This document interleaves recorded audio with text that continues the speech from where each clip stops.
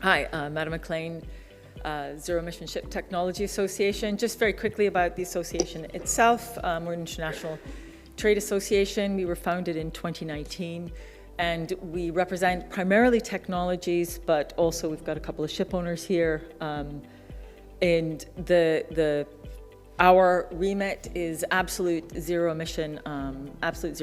So for fuels, that's green electricity or hydrogen produced from green electricity, and of course wind, which is absolute zero scope 1, 2, and 3. And on board vessel, the general technologies are hydrogen fuel cells, marinized batteries, of course, wind propulsion technologies. And then any technologies that support emissions reductions. But so I just quickly wanted to speak about a process that we've been involved in at the International Maritime Organization, where we're working on the hydrogen guidelines. And within the IGF code, I'm not going to spend too much time on this. You can read the slide, but we should have those. The hydrogen guidelines should be finalized in CCC 10 this September, which will really facilitate the design and build of hydrogen vessels. Until now, they've had to use what's called the alternative design route, which is very expensive and very complicated. And so this should speed things up and reduce costs. So what I wanted to speak to you about today is a program that we have within ZESTAs called ShipZERO. And what we do in this program is it's a platform where we bring together stakeholders from across the supply chain, or in a way you could say the entire shipping industry, because it's not level, it's kind of it's wider than that. But so in terms of technologies, we go right up to from the point of renewable energy all the way through working with ports to class cargo, how those technologies will be used on a vessel, and all the aspects around that to come together to discuss how we can collaborate to accelerate the transition. Our first event was at COP26 in Glasgow, hence the numbering system. So we're just, and so you can see here, we yesterday, we had our fifth event, which is between the COP, so it was 28.5 here in Singapore. And what our goal is, as I say, is we're building habitats to create ecosystems. So I think it's really important to understand that we need to get granular with this stuff. I think sometimes I say that I feel like the industry is like building a roof and then trying to design a house to fit that roof. And what we're looking at is really, looking at the designs, and then how can we build the foundations. So we're looking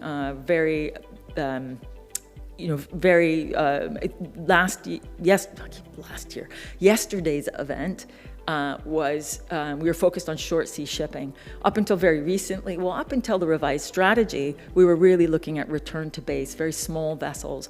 Those vessels now exist, and now we have the technology to get as far as short sea. So that's what we were looking at yesterday, bringing together all the stakeholders, ports, ship owners, and then all of the technology providers and finance. And that's really the majority of what was in the room discussing yesterday.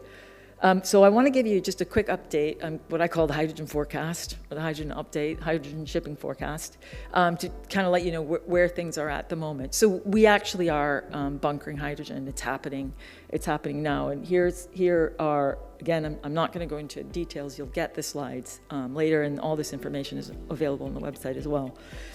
So these are places where hydrogen bunkering is either underway or is being developed. And on the left-hand side, you see, or no, your right-hand side, you see the bunkering system for liquid hydrogen bunkering system for the ferry Hydra, which is currently operating in Norway.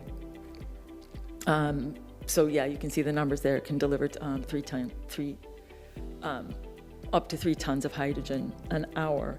So also wanted to let you know about the commercial vessels that are currently on the water.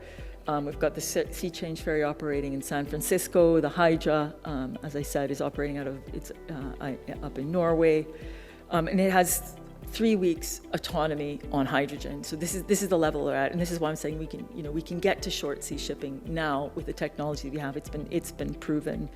Here's a few other vessels that are operating. A couple of barges and a dredger. Operating with hydrogen fuel cells, and here are the vessels that are currently under construction. The largest to date is right down the bottom there, 6.5 megawatt hydrogen fuel cell system. I heard yesterday that there's a 10 megawatt system being put into a yacht. Now, this is something that we're seeing, I don't have it here on the slides, but the super yacht industry is actually pushing this forward as well. And, these massive, massive vessels where they're bringing on hydrogen fuel cells as like alternative power units so that they can have that autonomy or come into port and be zero emissions or in a marine protection zone, etc.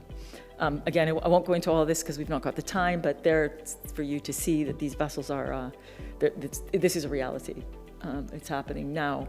As well, I wanted to point out that here we've got a hydrogen carrier, the ShipZERO Frontier.